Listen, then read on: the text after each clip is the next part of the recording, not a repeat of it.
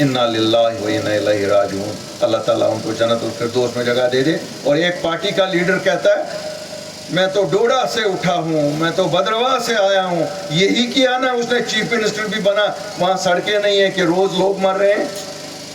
اور اسی جماعت کا ایک لیڈر یہاں کہتا ہے ہم اوڑی کو جنت بنائیں گے، شاید ایسی ہی جنت جو ان 33 لوگوں کو ابھی مل گئی۔ یہ وہی لوگ ہیں جو بہت بڑی بڑی باتیں کرتے ہیں، ہندوستان کے سب سے بڑے عہدوں پہ رہے، لیکن کبھی یاد نہیں رہا جس مٹی سے اٹھے اس مٹی کے لیے تو کچھ نہیں کیا۔ اب ان کو یاد آ گیا ہے کہ ڈوڈا بدرواہ کی ڈیولپمنٹ کریں گے۔ ارے صاحب آپ تو 50 سال ہندوستان کے سب سے بڑے عہدے پہ بھی رہے، اس وقت آپ کو یاد نہیں رہا؟ آپ تو بہت کچھ گنواتے ہیں، ذرا ہمیں یہ بھی گنواؤ۔ ڈوڈا بدرواہ کشتواڑ میں آپ نے کیا کیا، کیا پاڈر میں کیا کیا، مڑوا کو سڑک کیوں نہیں آج تک؟ میں تو آپ لوگوں کو اس لیے یہ کہتا ہوں کہ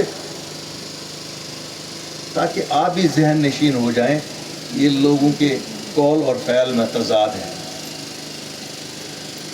آج ایک جماعت کہتی ہے کہ 1984 میں کچھ لوگوں نے سازش کی اور حکومت گرائی۔ کل ایک جماعت کے بڑے لیڈر نے کہا کیا یہ کسی خاندان کی جاگیر ہے جو حکومتیں بنتی ہیں؟ ڈیموکریسی ہے، ڈیموکریسی میں جس کے ساتھ ایم ایل اے ہوتے ہیں اسی کی حکومت بنتی ہے۔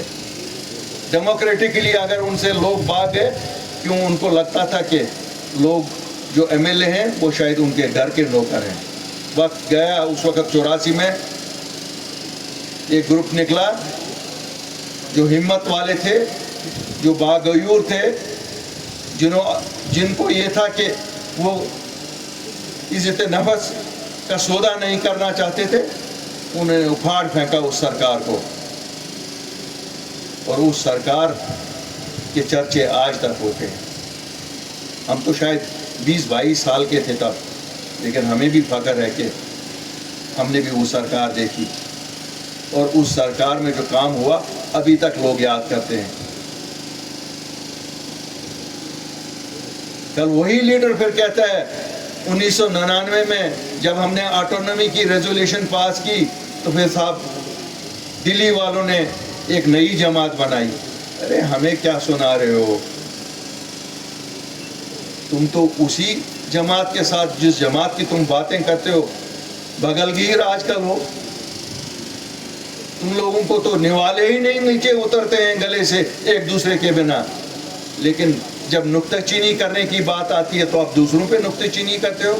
ناچ نہ جانے آنگن ٹیڑھا، وہی آٹونومی کا ریزولیوشن آپ پاس نہ کروا سکے، لیکن آپ میں غیرت نہیں تھی کہ آپ حکومت چھوڑتے، کیونکہ آپ کی نیت ہی نہیں تھی کبھی آٹونومی یہاں دلی سے نیگوشیٹ کر کے لاتے۔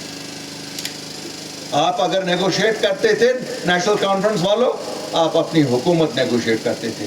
آپ نے کبھی جموں کشمیر کے لوگوں کے حقوق کی بات نہیں کی۔ آپ نے جب بھی بات کی تو بلیک میلنگ دلی کو اس لیے ہوتی تھی کہ ہمیں کیا دو گے وہ۔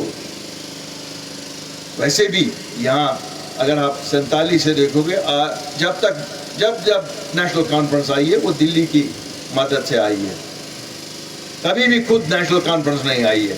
یاد کریے 1947 میں کیا جموں کشمیر کے لوگوں نے ان کو ووٹ دیا تھا؟ انہوں نے حکومت بنائی؟ کبھی نہیں۔ مجھے لگتا ہے ایک ہی حکومت جو انہوں نے اپنے بل بوتے بنائی تھی، شاید وہ 83 کی حکومت تھی، جو یہ چلا نہیں سکے، کیوں؟ ان کو لگا یہ ایم ایل اے جو ان کے ایم ایل اے چن کے لوگوں نے بھیجے تھے ان کو انہوں نے اپنے گھریلو ملازم سمجھا۔ 1987 میں راجیو گاندھی کی مہربانی سے بنی تھی، اور اس حکومت کا خمیازہ ہم آج تک اٹھا رہے ہیں۔ 2 لاکھ بچے شہید ہوئے، قبرستانوں کی نظر ہوئے، وہ اسی 87 کے الیکشن کی دہن ہے۔ کیا یہ سچ بات نہیں ہے؟ 1996 میں آپ نے سودا کیا ہمارے شہیدوں کا۔ اس وقت ہندوستان کے وزیر اعظم جو تھے 1994 میں، انہوں نے کہا تھا اسکائی از دی لمٹ، اور آپ نے sky is the limit Halley copter کو بنا کر 96 میں حکومت کو اپنے نام لکھوایا۔ کیا کیا آپ نے؟ آپ کو لگتا ہے جموں کشمیر کے لوگ بھول گئے ہیں؟ آپ نے کوٹا نہیں لایا، آپ نے ٹاسک فورس نہیں لایا، اور پھر کہتے ہو کہ ہم نے جموں کشمیر کے لوگوں کے لیے بہت کچھ کیا۔ یہی کچھ کیا ہے، سب کو یاد ہے،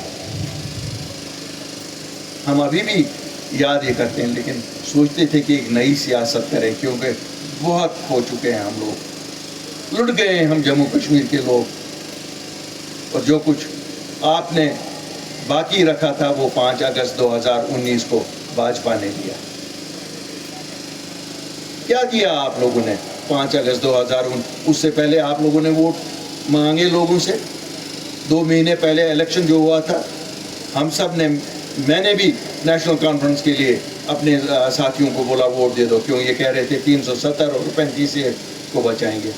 بچایا آپ نے تو غیرت کرسی چھوڑنے تک کی نہیں ہوئی، ابھی بھی اس وظیفے پہ ابھی چل رہے ہو۔